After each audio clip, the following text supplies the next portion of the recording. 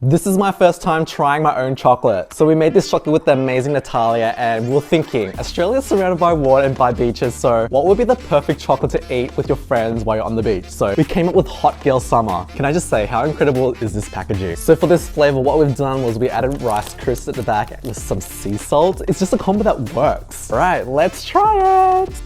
Oh wow, you can hear the Rice Crisp. This is what Hot Girl Summer tastes like.